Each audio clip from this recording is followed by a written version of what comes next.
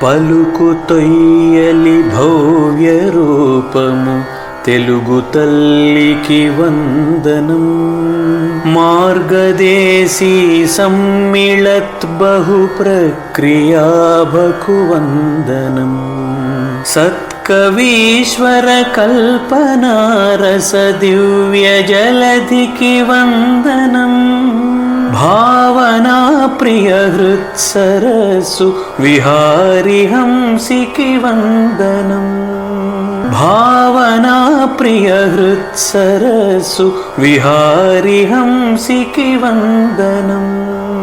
భావనా ప్రియ హృత్సరసు విహారి హంసికి వందనం.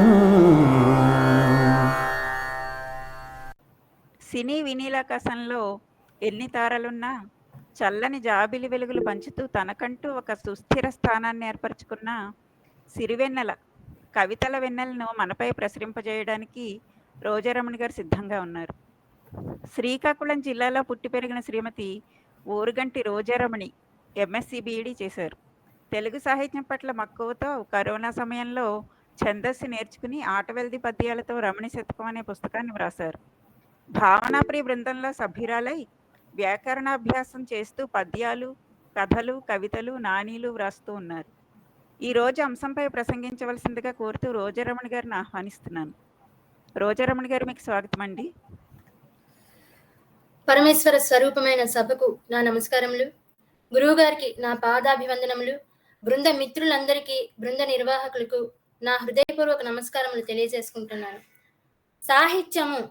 సాధారణంగా సాహిత్యము అంటే మనకి గుర్తుకొచ్చేది పెద్ద పెద్ద ప్రబంధాలు, పంచకావ్యాలు, భారతం, రామాయణం, ఆ తర్వాత మంచి సంస్కృత సమాసాలతో కూడినటువంటి ఇటువంటి సాహిత్యానికి సంబంధించినటువంటి విలువలతో కూడినటువంటి కావ్యాలు అవి అయితే గుర్తుకు వస్తూ ఉంటాయి. అలాగే కవితలు కూడా అలాంటివే గుర్తుకొస్తూ ఉంటాయి. కానీ ఈ సాహిత్య సముద్రంలో మనకి సినిమా కూడా సాహిత్యపు విలువలతో కూడినటువంటి సినిమా పాటలు కూడా తమ వంతు స్థానాన్ని సంపాదించుకున్నాయి. అయితే ఈ సాహిత్యపు విలువలతో కూడినటువంటి సినిమా పాటల్ని మనం ఎన్నో విన్నాము, ఎన్నో చూసాము. 10 సంవత్సరాల ముందు వరకు కూడా 80% వరకు మంచి మంచి సాహిత్యపు విలువలతో కూడినటువంటి ఆణిముత్యాల పాటల్ని మనం ఎన్నిటినో చూసాము. ఇప్పుడు కూడా వస్తున్నాయి, కానీ ఆ పర్సంటేజ్ కొంత తగ్గిందనమాట. 1, 6 అక్కడక్కడ మెరుస్తున్నాయి. మరి పాట ప్రాధాన్యత ఏంటి ఒకసారి చూసుకుందాం. మనకి ఆది కావ్యము అని పిలువబడే రామాయణం ఉంది. రామాయణాన్ని మొట్టమొదట వాల్మీకి మహర్షి క్రౌంచ పక్షులను చూసి శ్లోకం ఏదైతే ఆయన నోటి వెంబటి వచ్చిందో ఆయనే అన్నారు, ఆ వచ్చినటువంటి శ్లోకం శృతిబద్ధంగా, లయబద్ధంగా కూడా అది కుదిరింది అని చెప్పి. ఆ తర్వాత మొత్తం రామాయణాన్ని అంతటిని కూడా రచించేసిన తరువాత దాన్ని గేయ ప్రక్రియగా మార్చి లవకుశులకు నేర్పించి ఆ గేయం ద్వారా జనబాహుళ్యంలోకి పంపించారు. అందుకే ఆ పాట అందరి హృదయాల్లోని సుస్థిర స్థానాన్ని సంపాదించుకుందనమాట. అంటే పాట పూర్తిగా మనసులో నిలబడిపోయేటువంటి ఒక ప్రక్రియ. అంచేత ఈ మామూలుగా ఇప్పుడు నేను ఎంచుకున్నటువంటి ఈ అంశం ఏమిటి అంటే, సిరివెన్నెల గారు రాసినటువంటి సాహిత్యపు విలువలతో కూడిన అవ్వచ్చు, ఏవైనా అవ్వచ్చు, సినిమా రంగంలో ఉండేటువంటి పాటలు అవే.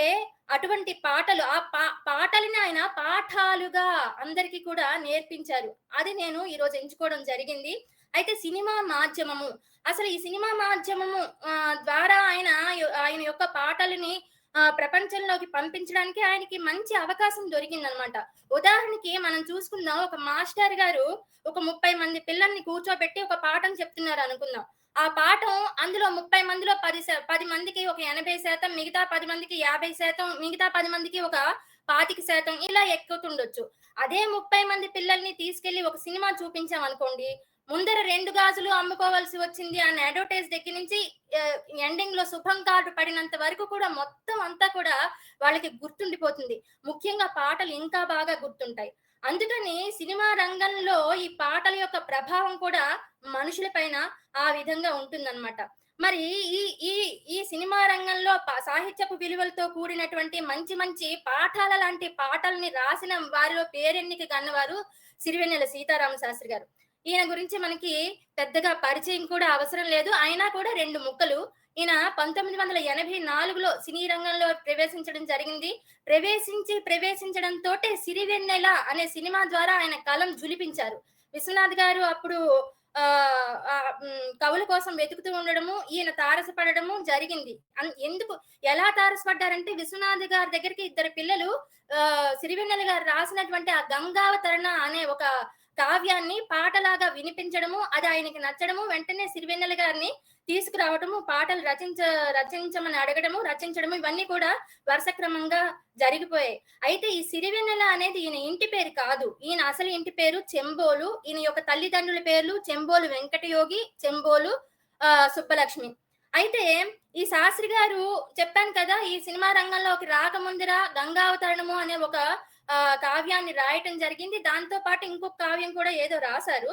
ఆ తర్వాత ఈయన రాసిన పాటలన్నీ కూడా ఆణిముత్యాలే. ఈ రోజు నేను ఎంచుకున్నవి అందులో 'కోహినూర్ వజ్రాలు' లాంటి పాటలనైతే ఎంచుకోవటం జరిగింది. ఈయన సాహిత్యంలో ఉండే గొప్పదనం ఏంటి అంటే, సాహిత్య సంపద, ఆయన యొక్క సాహిత్య శైలి ఎలా ఉంటాయంటే, సంప్రదాయము, సంస్కృతి, సాహిత్యము, భక్తి, వినోదము, గాంభీర్యము, భావోద్వేగము అన్నీ కూడా ఈయన యొక్క సాహిత్యంలో తొణికిసలాడుతూ ఉంటాయి. మరీ ముఖ్యంగా ఈయన యొక్క సాహిత్యం యువతరాన్ని ఉద్దేశించి ఉంటుందన్నమాట. యువతరంలో ఉండేటువంటి ఆ చైతన్యాన్ని లేపాలి అన్న ఉద్దేశం ఈయన యొక్క పాటల్లో మనకి కనిపిస్తూ ఉంటుంది. మరి ఆ పాటలు, ఆయన యొక్క పాటలు అందరి మనసుల్లోని కూడా సుస్థిర స్థానాన్ని సంపాదించుకున్నాయి. ఎందుకు అంటే ఆయన సాటి మనుషుల యొక్క భావాలనే ఆయన కలం ద్వారా మాట్లాడించారు. అందుకని ఆయన రాసిన ప్రతి పాట కూడా జనబాహుళ్యంలోకి అంతగా వెళ్ళడము, అందరి మనసుల్లో సుస్థిర స్థానాన్ని సంపాదించుకోవడము జరిగింది. ఈయనకి 11 సార్లు నంది అవార్డ్స్ కూడా వచ్చాయి. తర్వాత ఈయన యొక్క సాహిత్యంలో ఏంటి అంటే, ఒక స్త్రీని కించపరిచే విషయాలు అవ్వచ్చు, లేదా సమాజానికి చెడు సందేశాన్ని పంపించే విషయాలు అవ్వచ్చు, ఇవి వేటికి తోవలేదు. అద్భుతమైనటువంటి సాహిత్యపు విలువలతో కూడిన పాటలు అనే పాఠాలని ఈయన అందించారనే నాకు అనిపించింది. అయితే నేను ఎంచుకున్నటువంటి పాటల్లో సాంప్రదాయము, సంస్కృతికి సంబంధించినటువంటి పాటలను ఎంచుకున్నాను. గాఢమైన సాహిత్యం ఇందులో ఉంటుంది. ఉదాహరణకి 'సిరివెన్నెలలోనే తీసుకుందాం మనం. పాట ఒకసారి చూద్దాము. విరించినై విరచించి తిని కవనం, విపంచినై వినిపించి తిని ఈ గీతం, ప్రాగ్దిశ వేణియ పైన దినకర మయూఖ తంత్రుల పైన, జాగృత విహంగ తతులే వినీల గగనపు వేదిక పైన, జనించు ప్రతి శిశుగళమున పలికిన జీవన నాద తరంగం, చేతన పొందిన స్పందన ధ్వనించు హృదయ మృదంగ ధ్వానం. ఇందాక మనం అనుకున్నాం ఈయన యొక్క సాహిత్యం అలది మాటలతో ఉంటుంది, అందరికీ అర్థమవుతుంది అన్నట్టుగా కూడా మనం అనుకున్నాం. అయితే మొట్టమొదట ఆయన అరంగేట్రం చేసిన సినిమానే 'సిరివెన్నెల'. అందులో ఆయన గాఢమైన సాహిత్యంతో కూడిన పాటలు రాయటం జరిగింది. ఇప్పుడే మనం విన్నాము, విరించిన విరచించి తిని అంటూ. మరి ఈ గాఢమైన సాహిత్యం ఆయన ఎందుకు అక్కడ రాయాల్సి వచ్చింది అని అంటే, నాకు అనిపించింది, ఉదాహరణకు ఒక శివతాండవం తీసుకుందాం. శివతాండంలో జటాటవి గలజ్జల ప్రవాహ పావిత స్థలే గళేవలంబ్య లంబితాం భుజంగ తుంగ మాలికాం అంటేనే ఆ శివుడి యొక్క నర్తనం, నర్తించేటువంటి ఆ స్వరూపం మనందరి మనసుల్లో మెదలడం జరుగుతుంది. ఈ సాహిత్యము, ఇంత గాఢమైన సాహిత్యం ఇక్కడ ఎందుకు ఆపాదించవలసి వచ్చింది అంటే, ఆ చిత్రం తాలూకా అంబియన్స్, ఆ చిత్రం సాహిత్యానికి, సంగీతానికి పెద్దపీట వేసినటువంటి సినిమా కాబట్టి దానికి అనుగుణంగానే ఆ పాటలు ఉండాలి, అంతే బరువైన సాహిత్యంతో ఉండాలి అన్న ఉద్దేశంతో శాస్త్రి గారు ఇటువంటి సాహిత్యాన్ని ఉపయోగించడం జరిగింది. ఏదైతేనేం సాహిత్యానికి నాదం చేకూరడం వలన అది అందరి మనసుల్లోని సుస్థిర స్థానం సంపాదించుకుంది అని అనటంలో ఎటువంటి అతిశయోక్తి లేదు.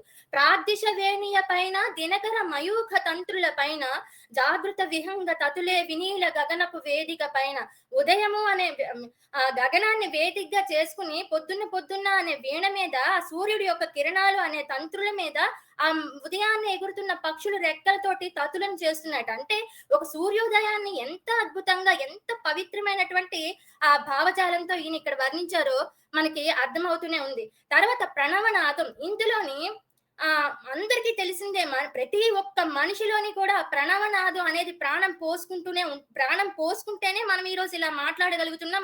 మనలో ఉండే చైతన్యం కూడా ఇలా మాట్లాడగలుగుతుంది. అందుకే ఈయన ఎంత చక్కగా అంటే జనించు ప్రతి శిశు గళమున పలికిన జీవన నాద తరంగం చేతన పొందిన స్పందన ధ్వనించు హృదయ మృదంగ ధ్వానం. పిల్లాడు అమ్మ గర్భంలోంచి ఆ ఉమ్మ నీరులోంచి బయటికి ఇలా రాగానే వాడికి ఊపిరి తీసుకోవడం రాదు. ఊపిరి ఎలా తీసుకుంటాడు? ఆ ఊపిరి అని ప్రక్రియను తీసుకోవడానికే వాడు ఏడుస్తాడు. ఆ ఏడుపే ప్రణవనాదం కిందన ఎప్పుడైతే హృదయ స్పందన ఉందో ఆ నాదానికి ఆ హృదయ స్పందన జోడించి ఇది ఒక మృదంగ ధ్వని కిందన ఈయన ఇక్కడ ఉపమల్ని ఉపయోగించి అద్భుతమైన సాహిత్యంతో అత్యద్భుతమైన భావాన్ని మనందరికీ పంచడం జరిగింది. నిజమే కదా, మనం పిల్లాడు ఇలా పుట్టంగానే వెంటనే ఏడుస్తాడు, వెంటనే ఆ హృదయ మృదంగం కూడా స్టార్ట్ అవుతుంది. దీంతోటే విశ్వం అంతా కూడా నడుస్తోంది, సృష్టిని అంతా కూడా ఇలాగే నడుస్తోంది అని అద్భుతమైన భావాన్ని ఇక్కడ మనతో పంచుకోవడం జరిగింది. ఇంకో విషయం ఏంటంటే నాకు అనిపించింది ఈ సాహిత్యాన్ని ఇక్కడ ఉపయోగించడానికి కారణం, ఉదాహరణగా మనం పూజకెళ్ళాం అనుకుందామండి. పూజకెళ్ళినప్పుడు ఏమవుతుంది, మనం సాంప్రదాయ వస్త్రాల్లోనే వెళ్తాం కదా. అలాగే ఆ సినిమాకి ఎటువంటి సాహిత్యం కావాలో అటువంటి సాహిత్యాన్ని ఏర్చి కూర్చి రాయటంలో శాస్త్రి గారు మంచి ప్రతిభ చూపించారు. అందులో ఎటువంటి సందేహం లేదు. ఆ తర్వాత ఇందులోనే ఇంకొక అద్భుతమైన పాట ఆది భిక్షువు. ఆది భిక్షువాడినేది కోరేది,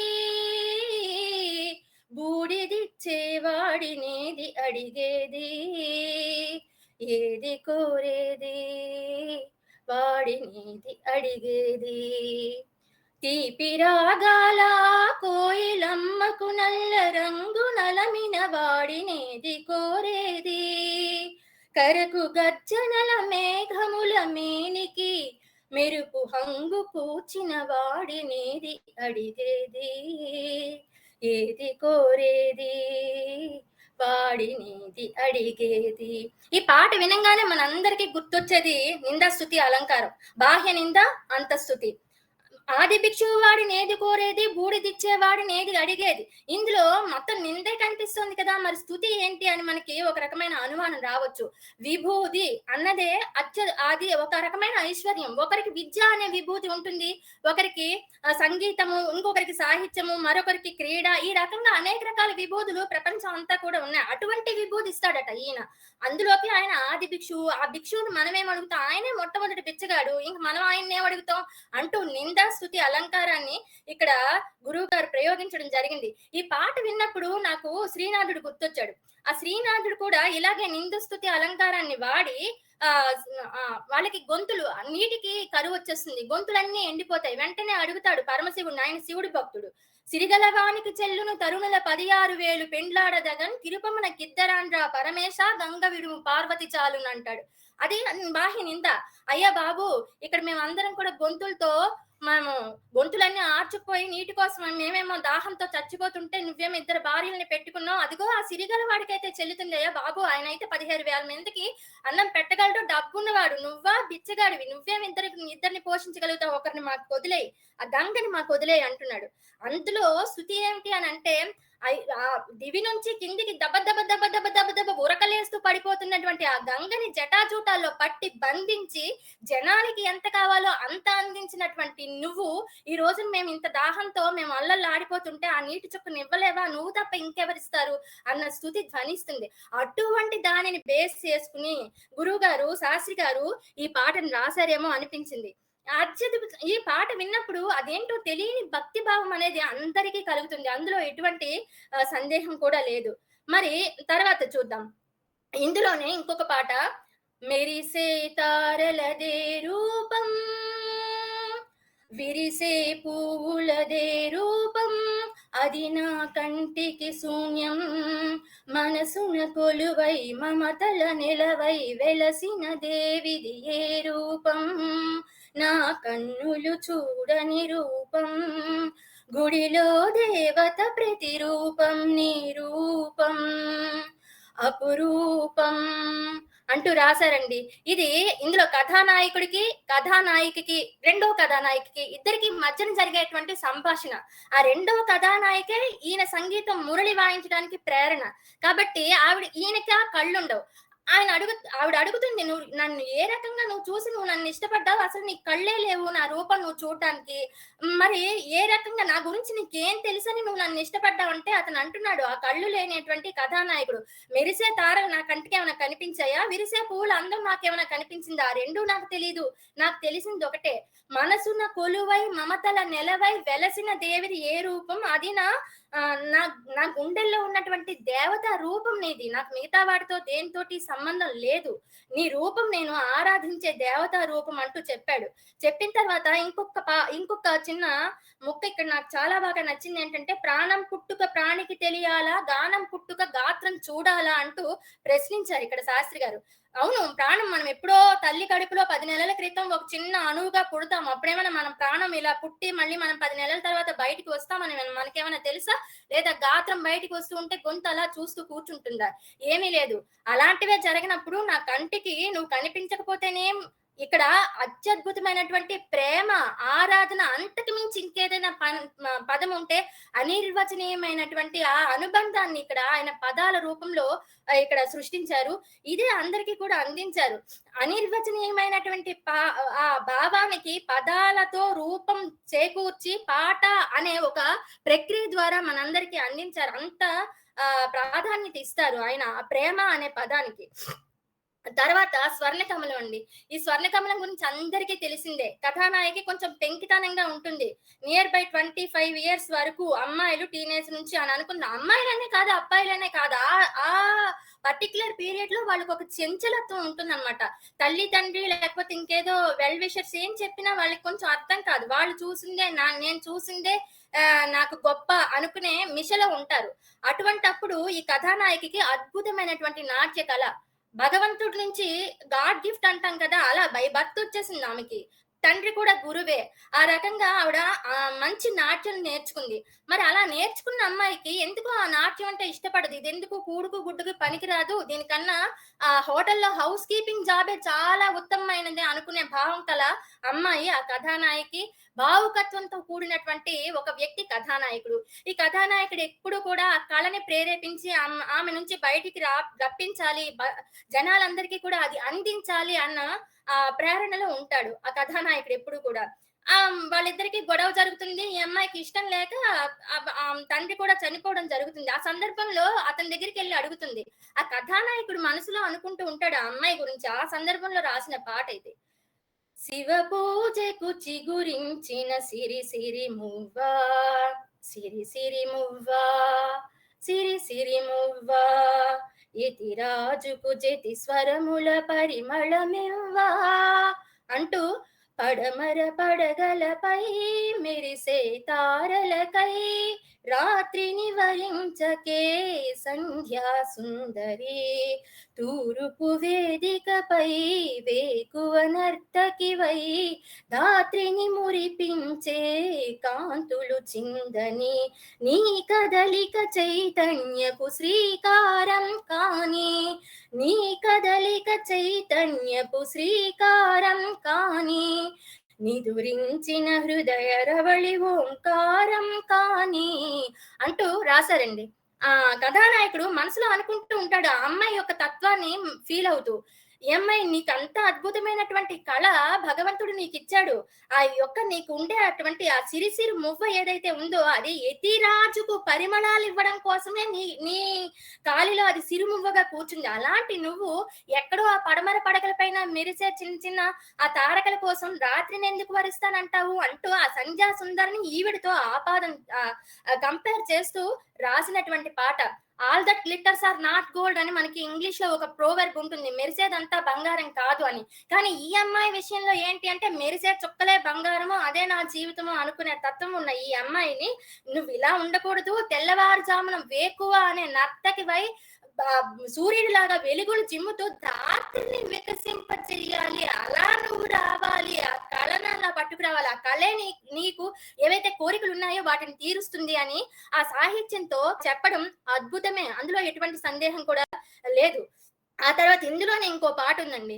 'గల్లు గల్లు గల్లుమంటూ' ఇద్దరికీ సంభాషణ. ఇది కూడా అటు కథానాయకుడికి, ఇటు కథానాయికకి. ఈ అమ్మాయేమో ఉరకలు తీస్తాను, పరుగులు వేస్తాను అంటూ ఉంటుంది. ఆయనేమో అలా కాదమ్మా నీకుండే కళ చాలా గొప్ప కళ. అది అందరికీ అబ్బవు ఆ కళలన్నీ కూడా. కాబట్టి ఆ కళని నువ్వు బయటికి తీసుకురావడంలో నువ్వు కొంచెం మనసు పెట్టు అని చెప్పడంలో వాళ్ళిద్దరికీ సంభాషణ జరుగుతూ ఉంటుంది. అందులో రాశారు గురువుగారిక్కడ ఘల్లు ఘల్లు ఘల్లుమంటూ మెరుపల్లే తుళ్ళు జల్లు జల్లు జల్లున ఉప్పొంగు నింగి వళ్ళు వెళ్ళు వచ్చి సాగని తొలకరి అల్లల్లు ఎల్లలన్న వేయరుగని వేగంతో వెళ్ళు అంటూ లాస్ట్ లో ఇంకా 2 ముక్కలు చదువుతాను ఇందులో. వలలో ఒదుగునా విహరించే చిరుగాలి సెలయేటికి నటనం నేర్పించే గురువేడి అంటూ ఇక్కడ లాస్ట్ లో ఒక ముక్క. నటరాజ స్వామి జటాజూటిలోకి చేరకుంటే విరుచుకు పడు సురగంగకు విలువేముంది అంటూ కళాన్ని జులిపించారండి. ఆ అమ్మాయికి కొంత పాఠం చెప్పాలి ఈ కథానాయకుడు. ఎవరో ఒకరు తోవలో పెట్టకపోతే వాళ్ళకి ఎలా అర్థమవుతుంది? టీనేజ్ లో ఉండే పిల్లలకి తప్పు చేస్తున్నప్పుడు తప్పు అని మనం చెప్పకపోతే వాళ్ళకి ఎలా అర్థమవుతుంది? తప్పేదో ఒప్పేదో చెప్పి ఆ ఒప్పు తోవలోకి పెట్టవలసిన బాధ్యత తల్లిదండ్రులుగా ఉంటుంది. ఒక స్నేహితుడు కూడా ఆ పాత్రని తీసుకోవచ్చు.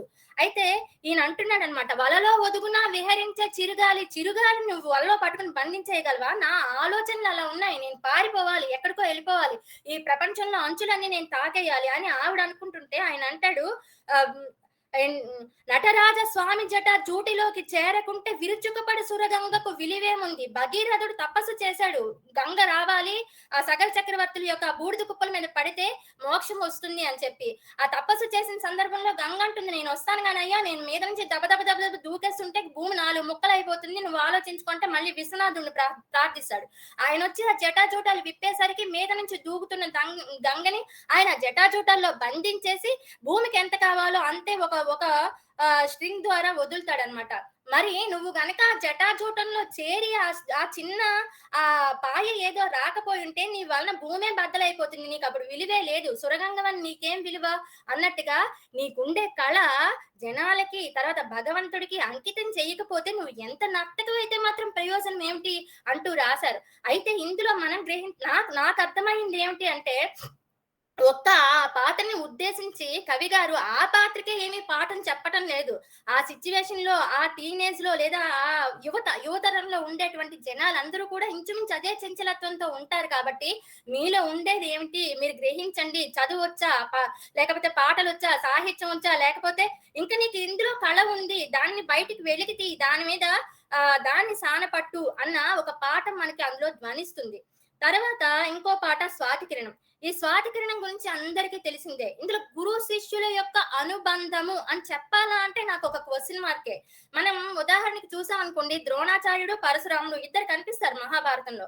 పరశురాముడికి భీష్ముడికి యుద్ధం జరుగుతుంది. భీష్ముడు ఆయన శిష్యుడే. అంబ విషయంలో యుద్ధం జరిగినప్పుడు పరశురాముడు ఎటువంటి పరిస్థితుల్లోని తగ్గడు. వెంటనే భీష్ముడు ఎటువంటి పరిస్థితుల్లోని తగ్గడు. వెంటనే పరశురాముడు ఆయన్ని కౌగిలించుకుని గురువును మించిన శిష్యుడు అంటాడు.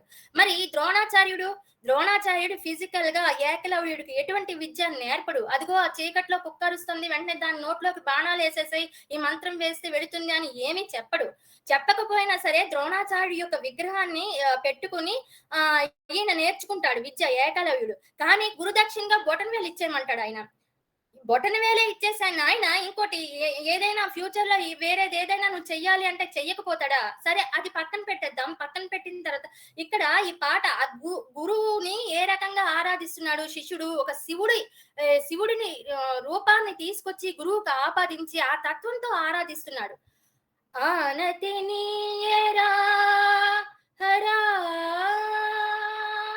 సన్నుతి సేయగా సమ్మతి నీయరా దొరా నీ ఆనలేనిదే రచించజాలునా వేదాల వాణితో విరించి విశ్వనాటకం నీ సైగ కానిదే జగాన సాగునా ఆయోగమాయతో మురారి దివ్య పాలనం అంటూ శంకర శంకించకురా, వంక జాబిలిని జడును ముడుచుకుని విషపు నాగులను చంక నెత్తుకుని నిలకడలేని గంగనేని ఏ వంక లేని నా వంక నక్క కడగంటి చూపు పడనీయవేమిరా, కింకరునిగా సేవించుకొందురా అంటూ ఆనతి నిమ్మంటున్నాడు. ఈ సందర్భం మనందరికీ తెలిసిందేనండి.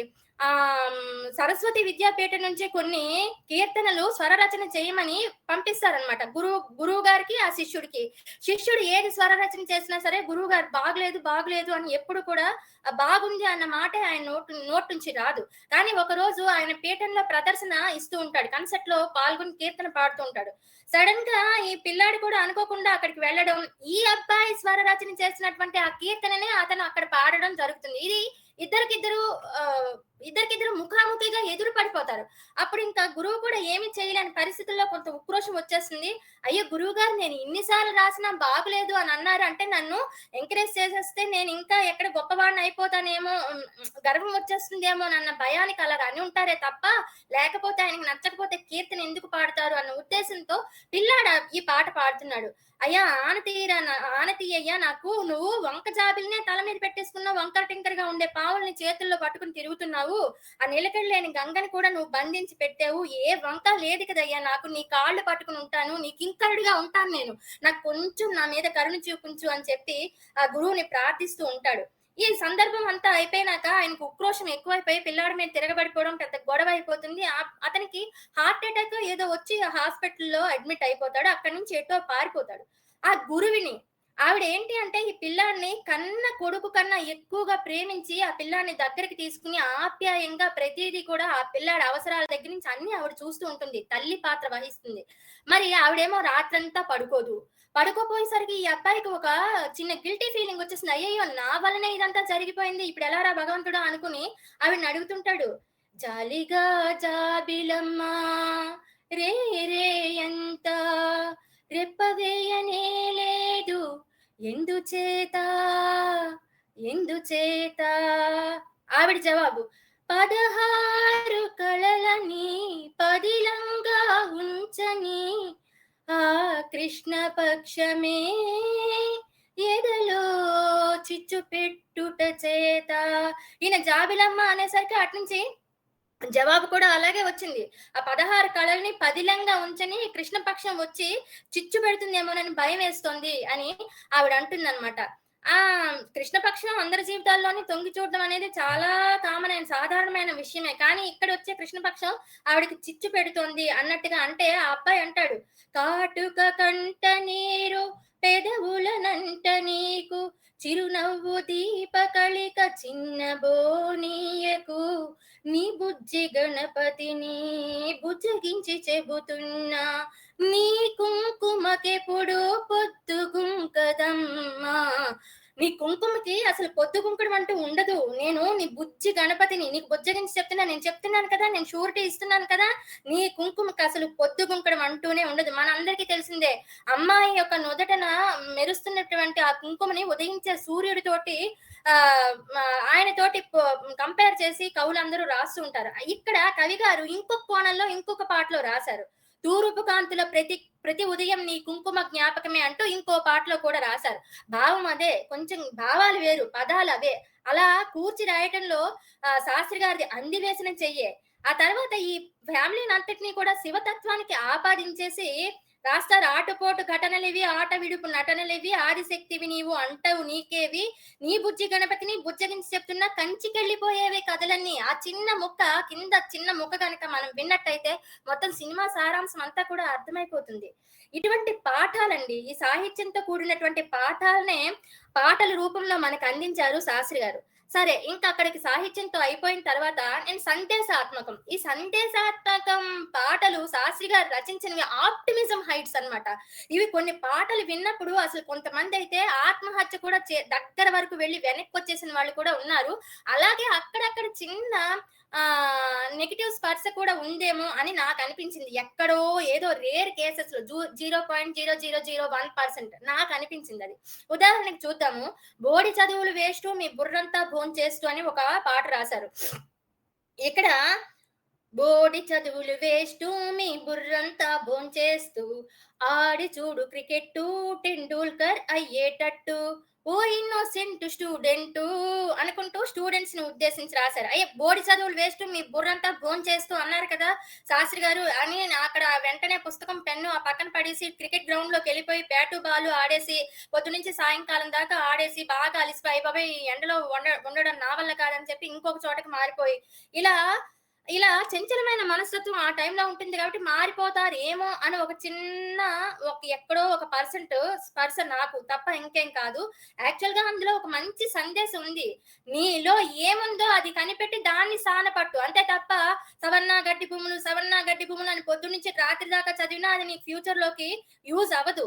కాబట్టి అలాంటిది మానేసి నీకు ఏదుందో అది కనిపెట్టుకో, అంతేగాని చదువు సంధ్య పక్కన పెట్టేసి నేనేదో బ్యాటు బాలు పట్టుకుని వెళ్ళిపోమన్నానని దాని అర్థం కాదు అని చెప్తున్నారు. ఉదాహరణకి చాలా మంది మొబైల్ ఫోన్స్ తీసుకుంటే మొబైల్ ఫోన్స్ ని కొంతమంది సరస్వతి దేవిలాగా ఆరాధిస్తారు, కొంతమంది లక్ష్మీదేవిలాగా కూడా అనుకోవచ్చు. యూట్యూబ్ ఇన్స్టాగ్రామ్ ద్వారా డబ్బులు సంపాదించుకునే వాళ్ళు, కొంతమందికి గురువు ఎన్నో నేర్చుకోవచ్చు, కొంతమంది వేరే విధంగా కూడా ఆలోచిస్తారు. వస్తువు ఒకటే, మనం చూసేటువంటి దృష్టి కోణాలు వేరు. అదే ఇక్కడ ఈ పాట విన్నప్పుడు నాకు అనిపించింది అనమాట.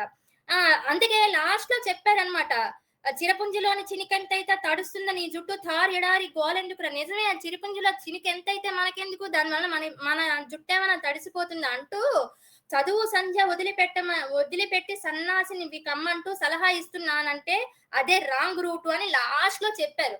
కాకపోతే దుడుకు స్వభావం ఉన్న వాళ్ళు ముందు ముక్క చదివేసి ఎక్కడ మెల్లిగా ఒక పర్సెంట్ వాళ్ళ మీద అది ప్రభావం చూపిస్తుందేమో అన్నట్టుగా అనిపించింది. తర్వాత పాటకొస్తే ఎప్పుడు ఒప్పుకోవద్దురా ఓటమి అని ఒక పాట రాశారు. దీని తాలూకా సినిమా నాకు గుర్తులేదు కానీ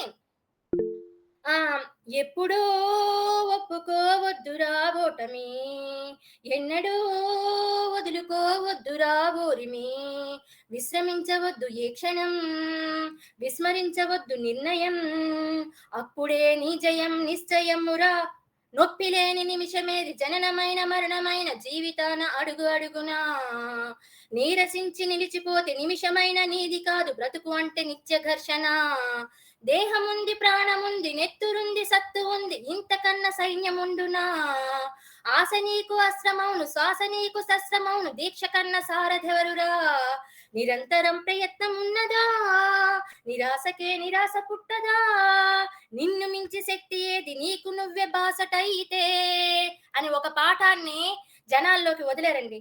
ఇందులో అద్భుతం నాకేమనిపించిందంటే, ఎవరో వస్తారని ఏదో చేస్తారని ఎదురు చూసి మోసపోకుమా, నిజం మరిచి నిజరుపోకుమా అని పూర్వం ఎవరో కవులు కూడా చెప్పారు. ఎవరైనా ఎందుకు వస్తారు, మనకే భగవంతుడు బలం ఇచ్చాడు, సైన్యం ఇచ్చాడు, మన శరీరం ఉంది, రక్తం ఉంది, సత్తువు కూడా ఉంది. ఒక పరీక్ష రాయాలి, నేను నా బుర్ర పెట్టి చదవాలి, నా చేతిని ఉపయోగించి నేను అక్కడ రాయాలి అన్న ఫిజికల్ గా నేను వాడుకునే అంత శక్తి భగవంతుడు ఆల్రెడీ నాకు ఇచ్చాడు. కాబట్టి వేరే వాళ్ళ మీద ఆధారపడడం దేనికి, కాకపోతే ఒక్కటి చెయ్యాలి, అది వచ్చేంత వరకు కృషి మాత్రం చెయ్యాలి.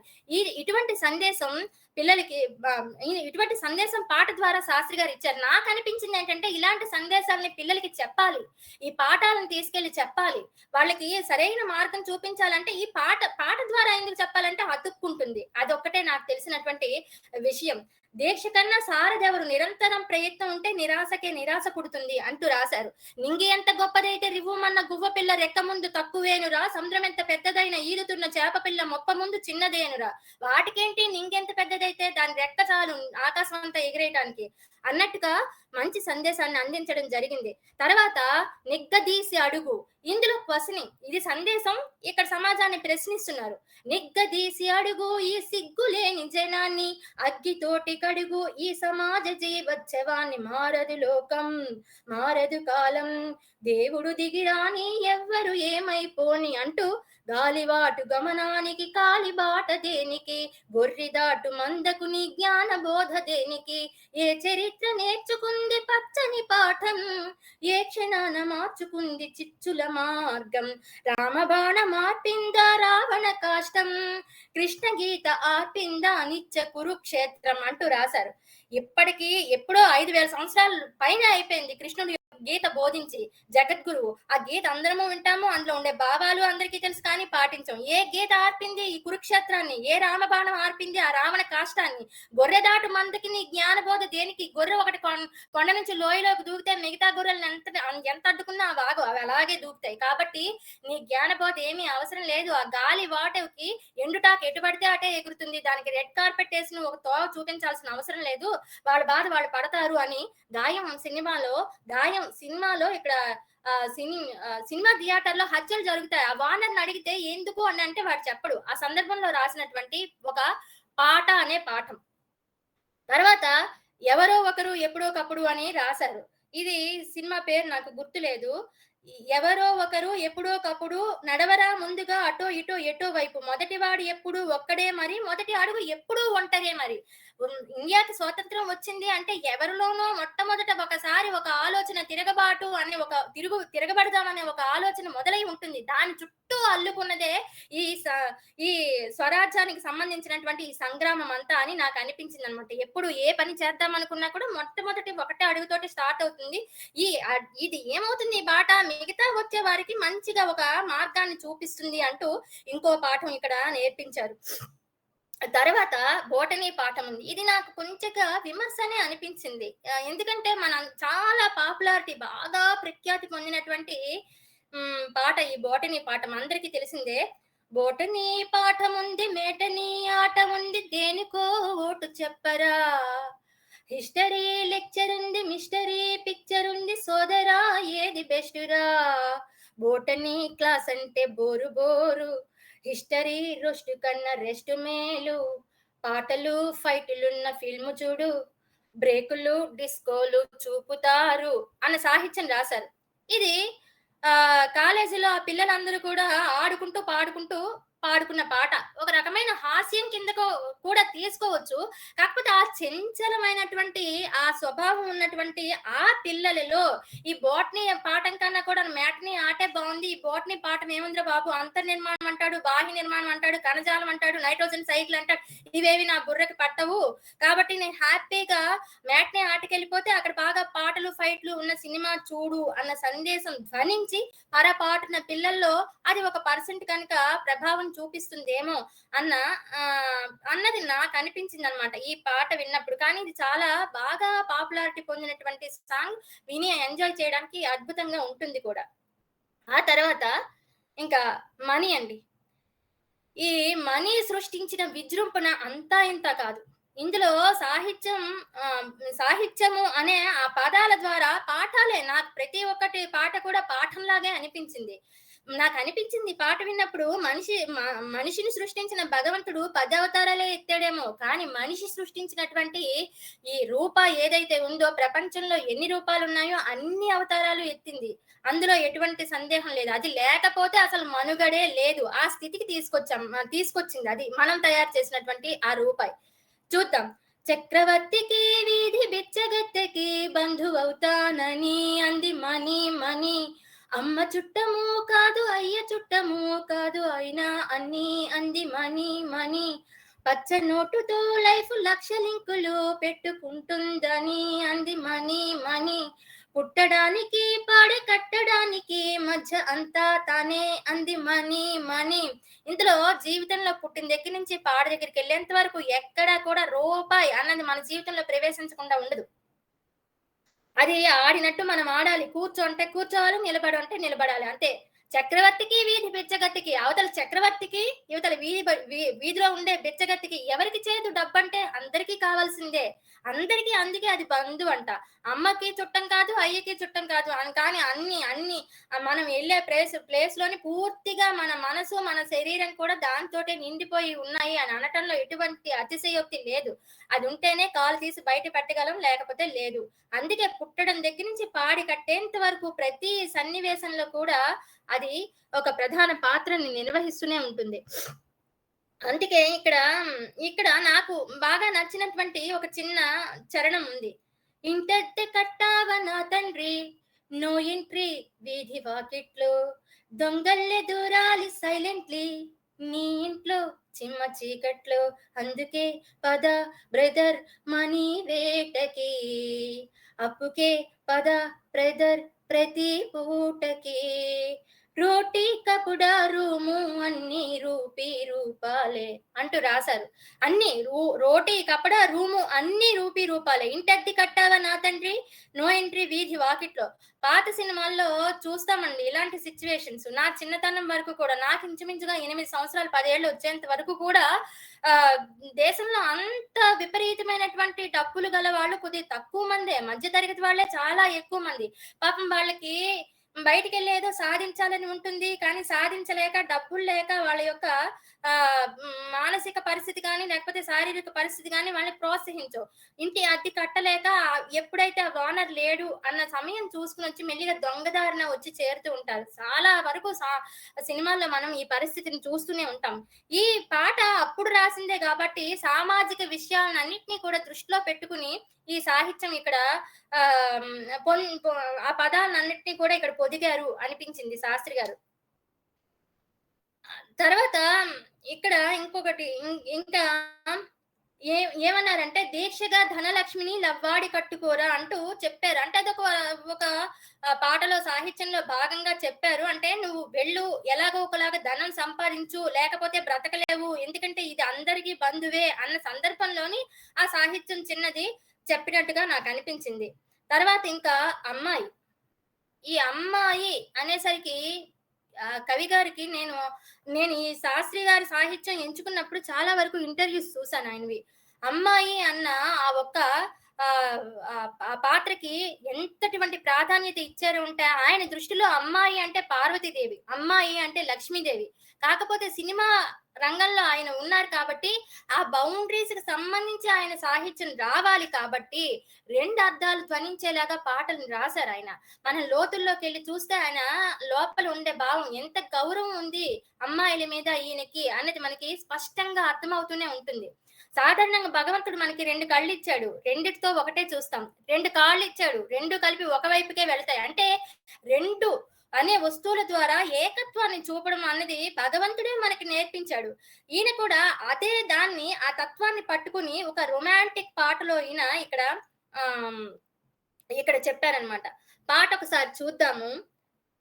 నువ్వు నువ్వు నువ్వే నువ్వు నువ్వు నువ్వు నువ్వు నాలోనే నువ్వు, నాతోనే నువ్వు, నా చుట్టూ నువ్వు, నేనంతా నువ్వు అంటూ రాశారండి. నాలోనే నువ్వు, నాతోనే నువ్వు, నా చుట్టూ నువ్వు, నేనంతా నువ్వు. అమ్మాయికి ఇద్దరు బాగా ముఖ్యమైన వ్యక్తులు ఉంటారు ఆవిడ జీవితంలో. ఒకటి అమ్మ, రెండోది భర్త, ఆఖరికి తండ్రికి కూడా 3rd ప్లేసే ఇస్తుంది ఆవిడ. నేనొకటి నువ్వొకటి కాదు అనే తత్వం అమ్మాయిలో అణువణువు ఉంటుంది. నువ్వు వేరు, నేను వేరు కాదు, నేనే నువ్వు, నేనంతా నువ్వు. అందుకే అమ్మ దగ్గర అలిగినట్టే భర్త దగ్గర కూడా అలుగుతుంది. అది సర్వసాధారణమైనటువంటి విషయం, అది అమ్మాయిల హక్కు కూడా. నాకు అనిపించింది మనం అంటే అమ్మాయి అనేసరికి ఏదో సంఘంలో ఒక చిన్న చూపు ఉండడం అనేది నిజమే, అందులో ఎటువంటి సందేహం కూడా లేదు. కానీ ఒక రూపాయిని తీసుకుందాం, బొమ్మ అనేసరికి అబ్బా చాలా వెయిట్ ఉంది, బొరుసు అనేసరికి చాలా కొద్దిగా లోగా మనం చూస్తాం. మరి బొరుసు లోగా ఉంది కదా, దీన్ని తీసి పడేద్దాం, 2 వైపులా బొమ్మే పెట్టేద్దాం అని చెప్పేసి 2 వైపులా బొమ్మే పెట్టేసి ప్రింట్లు తీస్తాం అనుకోండి, ఆ రూపాయి చెల్లుతుందా? చెల్లదు. కాబట్టే భగవంతుడు 2 అనే వస్తువుల ద్వారా ఒక్కదాన్ని చూపించడం భగవంతుడే మనకు నేర్పించాడు. దాన్ని మనం పట్టుకోవాలి. ఇక్కడ గురువు గారు ఆ రొమాంటిక్ సాంగ్ ద్వారా కూడా, ఆ రొమాన్స్ వాళ్ళిద్దరి మధ్యనటువంటి జరుగుతున్నటువంటి అత్యద్భుతమైనటువంటి అనిర్వచనీయమైనటువంటి భావన. ఆ రొమాన్స్ అనేది అంతే, దానికి భాష ఉంది, భాష లేదు అసలు. ఆ భావాన్ని మనం చెప్పాలి అంటే భాష కూడా సరిపోదు, ఒక అద్భుతమైన అనుభూతి మాత్రమే. ఆ అనుభూతిని 100 నువ్వులు వాడి నువ్వు నువ్వు నువ్వు నువ్వు అంటూ చెప్పారు. నువ్వు వేరు కాదు, నేను వేరు కాదు అంటూ చెప్పారు. అయితే లాస్ట్ లో ఇది మనం పిల్లలకి, ఒక తండ్రి నువ్వు నా అంతం నువ్వు, నా పంతం నువ్వు అని చెప్పుకోవచ్చు. అమ్మ కూడా నా పంతం నువ్వు, నా అంతం నువ్వు అని చెప్పుకోవచ్చు. సరదాగా తీసుకుందాం మనం లాస్ట్ ముక్కలు నా పంతం నువ్వు, నా సొంతం నువ్వు, నా అంతం నువ్వు అని రాస్తూ ముగిస్తారు. ధృతరాష్ట్రుడిని, దుర్యోధనుడిని తీసుకుందామండి. సరదాకి నేను చెప్తుంది. నాకు అనిపించింది అలాగా. ఎందుకు తీసుకోకూడదు? ధృతరాష్ట్రుడు అంటాడు దుర్యోధనుడితో, చాలా ప్రాణం ఆయనకి, బీభత్సమైనటువంటి ప్రాణం కదా దుర్యోధనుడంటే. నా పంతం నువ్వు, నా సొంతం నువ్వు, నా అంతం నువ్వు, ఆ 3 ఆయన నిరూపించాడు. సరదాకి చెప్తున్నా. అందుకని ఒక తండ్రి ఒక పిల్లాడితో పాడుకోవచ్చు, లేదా పాపతో పాడుకోవచ్చు. అదే విధంగా ఒక అమ్మ పిల్లలతో పాడుకోవచ్చు. ఒక ప్రేయసి, ప్రియుడి మధ్యన కూడా ఇటువంటి అనిర్వచనీయమైనటువంటి అనుబంధం వెలుగు చూస్తుంది. మొత్తాన్నంతటిని కలగలిపి ఈ నువ్వులతో ఇక్కడ మేళవించి సాహిత్యం, ఆ పదాలతో పొదిగి ఆ పాట అనే పాఠాన్ని మనకి అందించారు. తర్వాత జామురాతిరి జాబిలమ్మ. దీని తాలూకా సన్నివేశం అందరికీ తెలిసిందే. ఇద్దరు కథానాయకుడు, కథానాయకి, వీళ్ళిద్దరూ అడవిలో తప్పిపోతారు. అడవిలో తప్పిపోయినప్పుడు యాక్సిడెంటల్ గా తప్పిపోతారనుకుంటా. ఆ అమ్మాయికి పాపం అడవి అనేసరికి చాలా భయం వేసేస్తుంటుంది. నిద్ర పట్టదు. ఆ అమ్మాయికేనంటే ఎవరికైనా భయం వేసేస్తుంది. సో ఆ సన్నివేశంలో రాసినటువంటి పాట. ఈ పాట కూడా విన్నప్పుడు నాకు అనిపించింది, ఇది ఒక అద్భుతమైనటువంటి జోలపాట. ఒక అమ్మ పిల్లాన్ని పడుకోబెడుతూ పాడుకోవచ్చు అనిపించింది. ఒక తండ్రి సాయంత్రం పూట పిల్లన్నో లేకపోతే పిల్లనో భుజం మీద వేసుకుని చక్కగా ఆమెని అలాగా ఊరుకోబెడుతూ పాడుకోవాల్సిన పాట కూడా పాడుకోవచ్చు ఆ సందర్భంలో కూడా అని నాకు అనిపించింది. పాట ఒక్కసారి విందాం. జామురాతిరి జాబిలమ్మ జోలపాడనా ఇలా, జోరుగాలిలో జాజికుమ్మ జారనీయకే కలా, వయారి వాలు కళ్ళలోన వరాల వెండి పూలవాన, స్వరాలు ఎలుగు వేళ. తర్వాత ఇంకా కూడా చాలా మంచి సాహిత్యం ఇక్కడ. కుహు కుహు సరాగాలే శృతులుగా, కుశలమ అనే స్నేహం పిలువగా, కిలకిల సమీపించే సడులతో ప్రతి పొద పదాలేవో పలుకగా, కునుకురాక బుట్ట బొమ్మ గుబులు గుందని, వనము లేచి వద్దకొచ్చి నిద్ర పుచ్చని అంటూ రాశారు. అక్కడ వాళ్ళు ఇరుక్కుపోయింది అడవి. ఆ అడవిలో ఉండే ప్రతి ఒక్క వస్తువుని కవిగారు ఇందులో వాడేశారు. వనము లేచి వద్దకొచ్చి నిద్రపుచ్చని, ప్రతి పొద పలుకులేవో పాడేస్తుందట ఈ బుట్ట బొమ్మ నిద్రపోవటం లేదని. చాలా బాగా మనం వేరొక సినీ కవికి ఇచ్చాము అని అనుకుందాం, ఆయన ఆ అడవి చుట్టూ ఉండే వస్తువుల్ని ఉపయోగించి రాస్తాడా అని అంటే ఏమో నాకు తెలియదు. వాళ్ళ మనస్తత్వాలన్నీ కూడా రాయొచ్చు, రాయకపోవచ్చు. కానీ ఇక్కడ ఆయన దానికి అనుగుణంగా ఉండేటువంటి ఆ అడవిలో ఏమేమి ఉన్నాయి, కుహు కుహు సరాగాలే శృతులుగా, అక్కడ ఉండే పక్షులన్నీ కుక్కు కుక్కులు ఆడుతున్నాయట. అవన్నీ కూడా శృతిగా మంచి జోలపాట్లాగా వినిపిస్తున్నాయి. కుశలమా అనే స్నేహం పిలవగా, ఈయనున్నాడు అక్కడ, బాగున్నావా అంటూ ఈయన పలకరిస్తున్నాడు. ఆ చుట్టుపక్కల ఉండే ఆ పక్షులో లేకపోతే మరింకేంటో ఏవేవో ఉంటాయి కదా, అవన్నీ కూడా చక్కగా కుశలమా అని పలకరిస్తున్నాయట. ప్రతి పదాలేవో పలుకుతోంది. అక్కడ చిన్న రాత్రిపూట మనకు కూడా జూ అని ఏవో వినిపిస్తూ ఉంటాయి. బయటకు వెళ్తే మనం వర్షం పడితే జూ అని ఒకటి వినిపిస్తుంటుంది. అది ఏకంగా పదాలు పలికేస్తుందట. ఆ తర్వాత ఏంటి, వనం ఏకంగా లేచొచ్చి నిద్ర జోకొట్టేస్తుందంట. ఈ పాటని ఒక పాప అలిగింది. అలిగి పడుకోవట్లే. తండ్రి ఏం చేస్తాడు, భుజం మీద పాపను వేసుకుని, ఆ 3 ఏళ్ల పాపనో లేకపోతే 4 ఏళ్ల పాపనో వేసుకుని ఆయన చక్కగా కుహు కుహు సరాగాలే శృతులుగా, కుశలమ్మ అనే స్నేహం పలుకగా, ప్రతి పొద పదాలేవో పలుకగా, కునుకురాక గుట్ట బొమ్మ గుబులుకుంది అని పాడుకోవడంలో తప్పేముంది? చాలా మంచి సాహిత్య విలువలతో కూడినటువంటి ఒక జోల పాట. ఇందులో ప్రియుడు ప్రేయసికి పాడుకోవచ్చు, లేకపోతే ప్రేయసి ప్రియుడికి పాడుకోవచ్చు, లేకపోతే అమ్మ కూతురికి, నాన్న బిడ్డకి, అన్ని రకాల అనురాగాన్ని, అన్ని రకాల ప్రేమని, అన్ని రకాల అనిర్వచనీయమైన భావాన్ని తీసుకొచ్చి ఇందులో పొదిగేశారు కవిగారు. ఇంకా నేను అక్కడక్కడ కొన్నే తీసుకున్నాను పాటల్లో. అన్నీ తీసుకుంటే ఒక పాటను వర్ణించడానికే మనకి టైం సరిపోదు. తర్వాత ఇంకా ఇంకోటేంటంటే అమ్మండి. ఈ అమ్మ అనే పదానికి అసలు భావం అంటే మనం చెప్పగలుగుతామా? అదొక రకమైన అనుభూతి. ఆ అనుభూతి కూడా ఎక్కడెక్కడో ఎంతో మించిపోయినటువంటి అనుభూతి. ప్రతి ఒక్కరి జీవితంలో కూడా అమ్మకి మించిందేదీ లేదు. ఆవిడ ఆ మరణ సదృశమైనటువంటి బాధని అనుభవించి మనకి జన్మనిస్తుంది. అంతకన్నా ఇంకేంటి? సరే తర్వాత పాత్ర నాన్న నిర్వహించినప్పటికీ 9 నెలలు కూడా గర్భంలో మోసి బిడ్డని బయటికి తీసుకురావడానికి ఆవిడ మరణ సదృశ్యాన్ని కూడా ఎదుర్కొని వెళ్ళిపోతుంది. చిన్న పిల్లలే 23, 24 ఏళ్ళు పిల్లలు పెళ్లి చేసుకుని బిడ్డని కనాలి, సి సెక్షన్ చేయాలి అంటే చక్కగా చిరునవ్వుతో వెళ్ళిపోతారు. అందుకే అమ్మ స్థానం అమ్మదే. ఎందులోనైనా ఆఖరికి చిన్న జంతువుల దగ్గర నుంచి మనిషి విజ్ఞానంతో కూడినటువంటి మనిషి వరకు కూడా. ఇది పాట విందాము.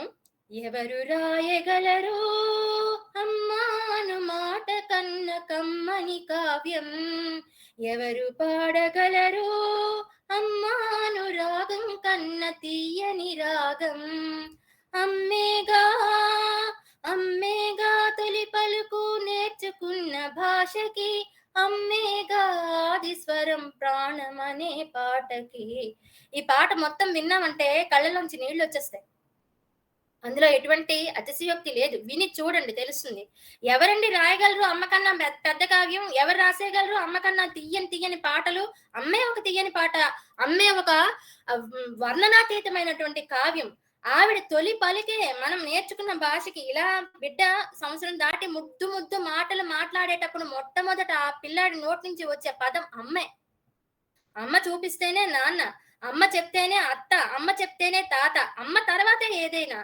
అలాగే ఆవిడే ప్రాణం పోసేటువంటి ఆది స్వరం అంట. ప్రాణం అనే పాటకి అంటే మనం బయటకు వస్తున్నాం, మనం ప్రాణం పోసుకున్నాం, మనల్ని పాటగా ఆయన ఊహించుకొని ఆ పాట అనే దానికి ఆది స్వరము అమ్మే. అమ్మ లేకపోతే ఆ స్వరమే లేదు అసలు, అమ్మ లేకపోతే ఈ సృష్టి లేదు అన్న అద్భుతమైనటువంటి భావనతో ఈ పాట రాశారు.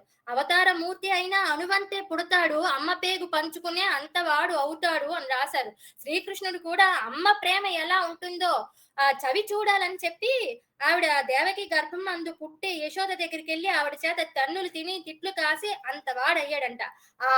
ఆవిడ కొట్టినా అదొక తీయదనమే, ఆవిడ తిట్టినా అందులో ఒక స్వీట్నెస్ మనకి వినిపిస్తూ ఉంటుంది. కాబట్టి అమ్మ గురించి చాలా చాలా బాగా రాశారు. ఆ తర్వాత ఈయన ఆడపిల్లల్ని ఉద్దేశించి ఒక చిన్న కవిత రాశారండి. అది నేను మీ అందరితో ఇప్పుడు పంచుకోవాలి. కలసిరాని కాలం ఎంత కాటేస్తున్నా, చలి చిదిమేస్తున్నా, కూలిపోదు వేరు ఉన్న తరు వేరైనా, తనువే మూడైనా, మనసు కాస్త కలత పడితే మందు ఇమ్మని మరణాన్ని అడుగకు, కనుల నీరు తుడుచువారు ఎవరు లేరని చితి ఒడికి చేరకు.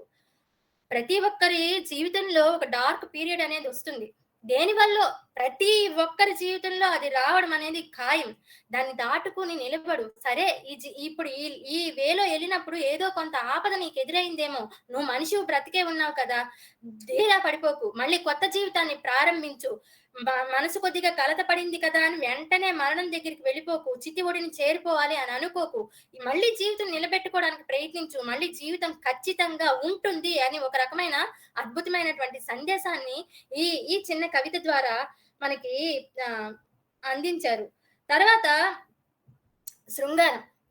ఈ శృంగారాన్ని విన్నప్పుడు నేను ఎక్కడో విన్నాను, నవరసాల్లోని శృంగార రసం రాజమట. అంటే అంత పవిత్రమైనది. ఇక్కడ మనం గమనించవలసింది, ఈ శృంగారానికి చిలవల పలవలు అల్లేసి చిత్ర విచిత్ర ఆకృతులలో చూపించేసి యూత్ ని చెడగొట్టేయడం కాదు దానికి ఉండే ప్రాధాన్యత. శృంగారమే లేకపోతే అసలు సృష్టి లేదు, ఇది తెలుసుకోవాలి. ఉదాహరణకి ఒక అమ్మాయిని ప్రేమించుతున్నాడు అని అనుకుందాం. వాడేం ప్రేమించట్లే, అందులో ప్రేమ అన్నది లేనే లేదు. వాడు అమ్మాయిని ఇంకొక రకంగా భావిస్తున్నాడు. ఏది అనమనండి, నేను నిన్ను కామిస్తున్నాను అని అనమనండి అండు. వాడు సిగ్గుతో చచ్చిపోతాడు కాబట్టి అనడు. ప్రేమకి అర్థం తెలియనటువంటి ఆ వయసులో వాడు ప్రేమించాను అని అనుకుని ఆ పిల్ల పాపం ఇష్టపడలేకనో ఏదో అయితే దాని మొహం మీద యాసిడ్ పోసి దాన్ని చంపేసి తగలెట్టేస్తుంది. ఇది కాదండి శృంగారం అంటే. చూడండి ఇక్కడ ఈ పాట వింటే మనకి అద్భుతమైనటువంటి శృంగారం మనకి తెలుస్తుంది. నీ నవ్వు చెప్పింది నాతో నేనెవ్వరో ఏమిటో, నీ నీడ చూపింది నాలో ఇన్నాళ్లలోటేమిటో అంటూ, ఈనాడైతే ఈ జీవితం రెట్టింపు బరువెక్కును, తనువు మనసు చెరిసగమని పంచాలి అనిపించును, సరిగా అదే శుభముహూర్తం సంపూర్ణమయ్యేందుకు, మనమే మరో కొత్త జన్మం పొందేటి బంధాలకు. ఇందులో శృంగారం లేదా? అద్భుతమైన శృంగారం ఉంది. కానీ చిన్న పిల్లల దగ్గర నుంచి ముసలి వాళ్ళ వరకు కూడా కలిసి చూడవచ్చు, వినవచ్చు. విచిత్ర ఆకృతులు, వక్రీకరణలు ఇందులో లేవు. దీని అర్థం అందరికీ తెలిసిందే. అందరం కూడా అటువంటి సిచ్యువేషన్స్ దాటి వచ్చిన వాళ్ళమే కాబట్టి దీన్ని వివరించుకోవాల్సిన అవసరం అయితే లేదు. అదే అదే దాంతోటి ఇంకొక రెండు లైన్లు పాడతాను. జన్మంతా నీ అడుగుల్లో అడుగులు కలిపే జత ఉంటే నడకల్లో తడబాటైనా నాట్యం అయిపోదా. రేయంతా నీ తలపులతో ఎర్రబడే కన్నులు ఉంటే ఆ కాంతే నువ్వు వెతికే సంక్రాంతి ఎదురవదా. చూడండి ఇందులో భావం. అందులో ఆ ఇద్దరి మధ్యన ఉండేటువంటి ఆ బాండింగ్, ఆ అనుబంధానికి అది అనుభూతే. దానికి భాష అంటూ లేదండి. ఆ భాష లేనటువంటి ఆ అనుభూతిని పదాలలోకి చొప్పించారు ఇక్కడ మనందరికీ అర్థమయ్యేలాగా. అసలు ఇవి వింటుంటే మనం ఏదో లోకంలోకి కూడా వెళ్ళిపోతాం. ఆ అనుభూతి మనల్ని టచ్ చేస్తూ ఉంటుంది. అదే శాస్త్రి గారి యొక్క గొప్పతనం. ఆయన పాటల్లో ప్రతి ఒక్క పాటలోని కూడా ఆ పదాలు, భాష్యము, సాహిత్యము ఇవన్నీ పక్కన పెట్టేస్తే ఆ అనుభూతి మనసుల్లోని తిష్ట వేసుకుని కూర్చుంటుంది అనమాట. అది హాస్యం గురించి ఒక 2 ముక్కలు. భద్రం బీ కేర్ఫుల్ బ్రదరు, భర్తగా మారకు బ్యాచులరు అని రాశారు. అయితే ఇది కొద్దిగా హాస్యాస్పదంలోనే తీసుకోవాలి. అక్కడ సిచ్యువేషన్ అదే కాబట్టి మనం దాని రకంగానే తీసుకోవాలి.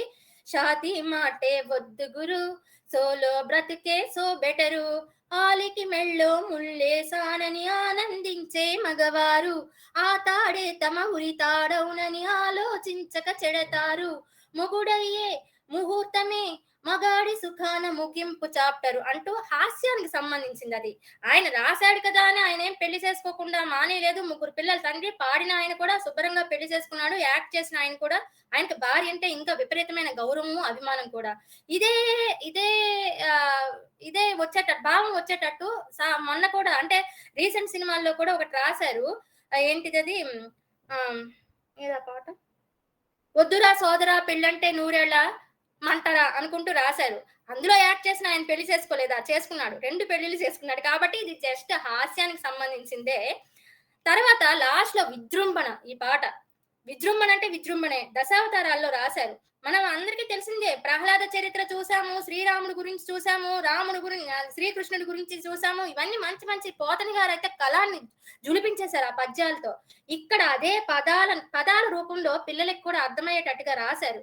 ఏడే ఎక్కడరా నీ హరి దాక్కున్నాడేరా, భయపడి బయటికి రమ్మనరా, ఎదుటపడి నన్ను గెలువగలడా, తలపడి నువ్వు నిలిచిన ఈ నేలని అడుగు, నీ నాడుల జీవజలమ్మును అడుగు, నీ నెత్తుటి వెచ్చదనాన్నడుగు, నీ ఊపిరిలో గాలిని అడుగు, నీ అణువుల ఆకాశాన్ని అడుగు, నీలో నరుని హరిని కలుపు, నీవే నరహరివని నువ్వు తెలుపు.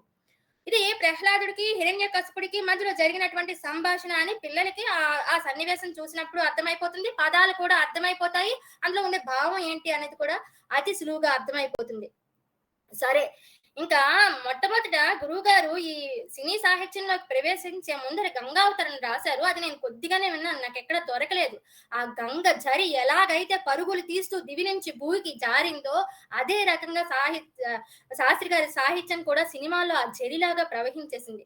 మొత్తం ఇదంతా విన్నాక నాకు అనిపించింది ఏంటి, నా భావన అంటే, శాస్త్రి గారి సాహిత్యం మధురమైన విధ్వంసం, శాస్త్రి గారి సాహిత్యం తీయనైన సాగరం, శాస్త్రి గారి సాహిత్యం పదాల ప్రభంజనం, శాస్త్రి గారి సాహిత్యం భావాల పెను సంచలనం, తెలుగు సాహితీ వనంలో విరబూసిన ఒక స్వర్ణ కమలం, పాటలతో పాఠాలను నేర్పించిన ఒక స్వాతి కిరణం, సాటి మనుషుల మనసులలో చైతన్యాన్ని నిద్రలేపటానికి అక్షరాల బాకులతో చేసిన తీయని గాయం, సుమారు 4,000కు పైగా పాటలు రాసి పాటని పాపగా ప్రేమించి సినిమా మాధ్యమం ద్వారా మనందరికీ అందించినటువంటి సిరివెన్నెల సీతారామ శాస్త్రి గారికి సహస్రద వందనాలు తెలియజేసుకుంటున్నాను. అలాగే నాకు ఈ అద్భుతమైనటువంటి ఈ మంచి అవకాశాన్ని ఇచ్చినటువంటి గురువు గారికి, బృంద మిత్రులందరికీ కూడా పునః ధన్యవాదాలు తెలియజేసుకుంటూ, తప్పులేమైనా ఉంటే మన్నించమని కోరుకుంటూ ఇంకా సెలవు. మీ రోజారమణి. ధన్యవాదాలు రోజారమణ గారు. సిరివెన్నెల సీతారామ శాస్త్రి గారి కాలం నుండి జాలువారిన ఆణిముత్యాల లాంటి పాటలు, పాఠాల వంటి పాటలు, ఒకటా రెండా ఎన్నో పాటలు సేకరించి ఇంత ప్రసంగంలోనూ కూడా చక్కని శృతిలో ఆలపించి చూపించి అందులోని సాహిత్యపు విలువల్ని చూపిస్తూ గలగలా ప్రవహించే ఏరే సాగింది మీ ప్రసంగం రోజారమణ గారు. ధన్యవాదాలు మీకు. మంచి అంశం తీసుకుని గంట సేపు ప్రసంగించడం మొదటిసారైనా కూడా చాలా చక్కగా ప్రసంగించారు. మహిళా దినోత్సవం రోజు మహిళా శక్తిని చూపించారు అనిపించింది రోజారమణ గారు. అభినందనలు మీకు. పలుకు తొయ్యలి భవ్య రూపము తెలుగు తల్లికి వందనం. మార్గదేశీ సమ్మిళత్ బహు ప్రక్రియాభకు వందనం. సత్కవీశ్వర కల్పనారస దివ్య జలధికి వందనం. భావనా ప్రియ హృత్సరసు విహారి హంసికి వందనం. భావనా ప్రియ హృత్సరసు విహారి హంసికి వందనం. భావనా ప్రియ హృత్సరసు విహారి హంసికి వందనం.